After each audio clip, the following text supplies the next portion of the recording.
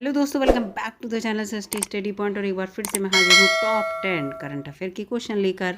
और ये क्वेश्चन आप सभी को पता है कि ये भले ही क्वेश्चन 10 होते हैं, लेकिन जब हम इनकी डिटेल में जानकारी लेते हैं तो कम से कम 30 से 40 क्वेश्चन हमारे टॉप 10 की सीरीज़ में डेली तैयार हो जाते हैं। तो चलिए दोस्तों, देरी ना करते हुए देखते हैं आज का पहला क्वेश्चन क्या है।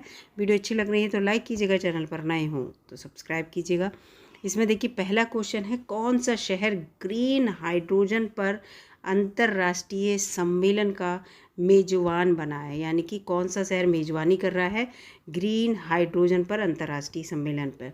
तो इसकी जो मेजबानी है वो नई दिल्ली ने की है। ये सम्मेलन हो चुका है कब? 5 से 7 जुलाई के बीच, ठीक है। और दिल्ली में संपन्न हुआ सम्मेलन का प्राथमिक उद्देश्य एक व्यापक ग्रीन हाइड्रोजन पारिस्थितिकी तंत्र स्थापित करना और क्षमता का लाभ उठाकर वैश्विक डीकार्बोनाइजेशन लक्ष्यों की दिशा में प्रगति में तेज़ी लाना है। यानी कि हाइड्रोजन जो है, ग्रीन हाइड्रोजन का हमें इस्तेमाल करना है बहुत सारी चीज़ों में, क्योंकि ये हाइड्रोजन जो है हमारे एनवायरनमेंट के लिए नुकसानदायक नहीं है, इसलिए ये सम्मेलन हुआ है। अगला क्वेश्चन है, किस केंद्रीय मंत्रालय ने भारत के लिए एक महत्वपूर्ण खनिज पर उद्घाटन रिपोर्ट जो है प्रस्तुत की है कि कौन कौन से महत्वपूर्ण खनिज कहाँ कहाँ पे मिल सकते हैं, उनका सबका डाटा को लेकर। तो ये आपको पता ही है। तो खनिज कहाँ मिलते हैं? खान मंत्रालय से रिलेटेड है, तो इसका उत्तर खान मंत्रालय होगा। ये देखिए यहाँ पर है। कोयला और खान मंत्री लिस्ट से रिलेटेड रहेंगे तो प्रहलाद जोशी जी हैं ने आधिकारिक तौर पर भारत के लिए महत्वपूर्ण खनिज पर उद्घाटन रिपोर्ट उन्होंने प्रस्तुत की है। ये रिपोर्ट खान मंत्रालय के द्वारा नियुक्त विशेषज्ञों की एक टीम के द्वारा तैयार की गई है। इस सूची ने भारत में पहली बार रक्षा, कृषि, ऊर्जा, फार्मास्यूटिकल, दूर संचार आदि के क्षेत्र में आवश्यकताओं पर विचार करते हुए महत्वपूर्ण खनिजों की व्यापक सूची की पहचान की है, ठीक है। क्योंकि खनिजों की इन सब जगह पे ज़रूरत पड़ती है, चाहे वो रक्षा का क्षेत्र हो चाहे कृषि का क्षेत्र। तो इसलिए जो महत्वपूर्ण खनिज भारत में है उनकी पूरी सूची की पहचान की गई है एक पूरी विशेषज्ञों की टीम के द्वारा। अगला क्वेश्चन है, किस केंद्रीय मंत्रालय ने रिपोर्ट फिश डिजीज़, ठीक है, फिश डिजीज़ आप समझ गए होंगे, ऐप लॉन्च किया है। तो फिश से रिलेटेड है, आप खुद समझ जाइए। फिश माने मछली होता है, मत्स्य से रिलेटेड, तो इसका होगा मत्स्य पालन, पशुपालन और डेयरी मंत्रालय के द्वारा। ये देखिए यहाँ पर इसका उत्तर है। केंद्रीय मत्स्य पालन, पशुपालन और डेयरी मंत्री पुरुषोत्तम रूपाला ने रिपोर्ट फिश डिजीज़ यानी कि RFD ऐप को लॉन्च किया है। ये एक ऐप है, इसको लॉन्च किया गया है। ऐप को ICAR, ठीक है, ICAR रिसर्च इंस्टीट्यूट है ये, और NBFGR द्वारा जलीय पशु रोगों के लिए राष्ट्रीय निगरानी कार्यक्रम के तहत इसे विकसित किया गया है, ठीक है। ऐप को याद रखिएगा, जो प्रधानमंत्री मत्स्य संपदा योजना के तहत वित्त पोषित है। इनकी योजना जो है प्रधानमंत्री मत्स्य संपदा योजना, ये ऐप उसके द्वारा वित्त पोषित रहेगी। ये एक केंद्रीकृत मंच है जो मछली किसानों, क्षेत्रीय स्तरीय अधिकारियों और मछली स्वास्थ्य विशेषज्ञों को एकीकृत करता है। यानी कि सब एक जगह यहाँ पर जो जलीय पशु हैं उनके रोगों से संबंधित उस विषय पर बात करेंगे। अगला है, किस राज्य या केंद्र शासित प्रदेश में अपनी कला, संस्कृति और साहित्य के प्रसार के लिए वितस्ता कार्यक्रम, ये इंपॉर्टेंट क्वेश्चन है, कोई भी कार्यक्रम लॉन्च होता है उसके लिए लॉन्च किया है या उस कार्यक्रम की मेजबानी की है, तो वो है जम्मू कश्मीर, ठीक है। जम्मू एंड कश्मीर वितस्ता कार्यक्रम जम्मू कश्मीर की, ठीक है, कश्मीर की है केवल, विविध कला, संस्कृति, साहित्य और शिल्प व्यंजनों को देश के हर कोने तक फैलाने के उद्देश्य से इस वितस्ता कार्यक्रम को आयोजित किया गया कि पूरा देश जम्मू एंड कश्मीर की कला, संस्कृति, साहित्य, शिल्प और व्यंजनों को जाने।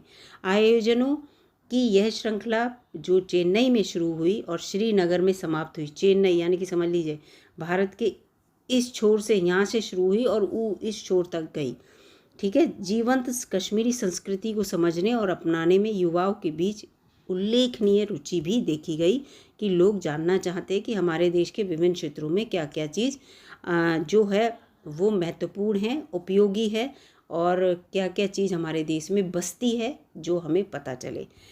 किस संस्था ने 6G विजन फ्रेमवर्क को मंजूरी दे दी? तो वो है क्या है ITU, ठीक है। ITU के द्वारा, इसकी फुल फॉर्म भी अभी बताऊंगी मैं। ITU ने 6G विज़न इसकी मंजूरी दे दी। 6G विज़न फ्रेमवर्क को आधिकारिक तौर पर अंतर्राष्ट्रीय दूरसंचार संघ, इसी को कहते हैं, ITU द्वारा अनुमोदित किया गया है। भारत का प्रतिनिधित्व करने वाले संचार मंत्रालय के दूर संचार विभाग ने इस रूपरेखा को तैयार करने में महत्वपूर्ण भूमिका निभाई है। प्रधानमंत्री नरेंद्र मोदी जी ने 23 मार्च 2023 को भारत का 6G vision, Bharat 6G vision दस्तावेज जारी किया था, ठीक है। तो यहाँ पर ITU की आपको फुल फॉर्म पता चल गई, ठीक है। तो यहाँ पर इसके साथ अगला आते हैं यहाँ पर काकरा पार परमाणु ऊर्जा परियोजना कैप का निर्माण किस राज्य केंद्र शासित प्रदेश में किया जा रहा है। काकरा पार परमाणु योजना के बारे में, तो इसका जो निर्माण है वो गुजरात में किया जा रहा है, ठीक है।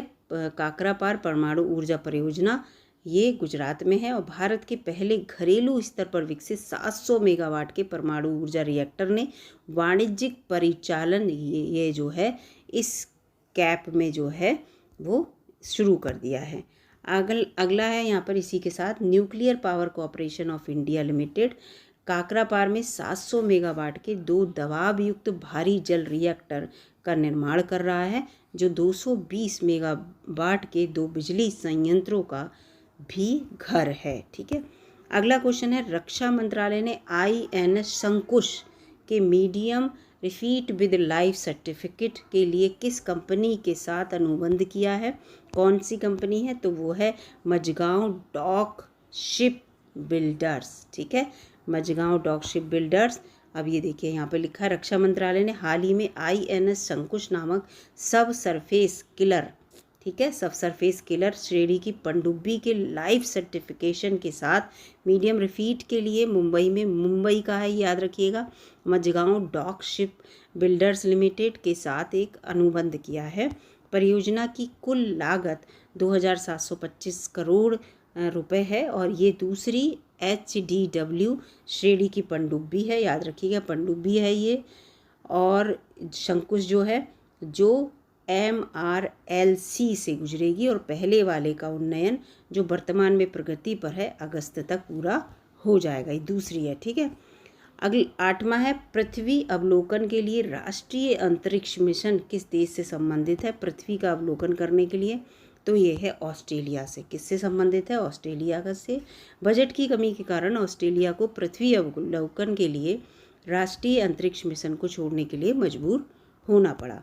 कार्यक्रम का मुख्य लक्ष्य महत्वपूर्ण पृथ्वी अवलोकन डेटा एकत्र करने के उद्देश्य से 2028 और 2033 के बीच लॉन्च करने के लिए निर्धारित 4 उपग्रहों के एक सेट का विकास, निर्माण और संचालन करना था।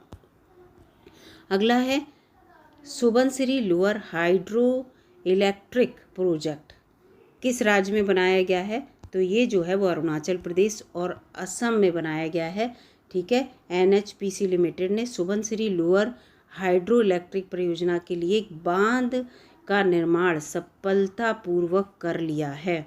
2000 मेगावाट की क्षमता वाली सुबनसिरी लोअर जल विद्युत परियोजना अरुणाचल प्रदेश और असम दोनों में स्थित है, ठीक है। अगले क्वेश्चन और आज का आखिरी क्वेश्चन, इस वीडियो का किस संगठन ने ओजोन UV बुलेटिन जारी किया है, तो इसका उत्तर है WMO ने। WMO, अभी मैं आपको इसकी फुल फॉर्म भी बताऊंगी।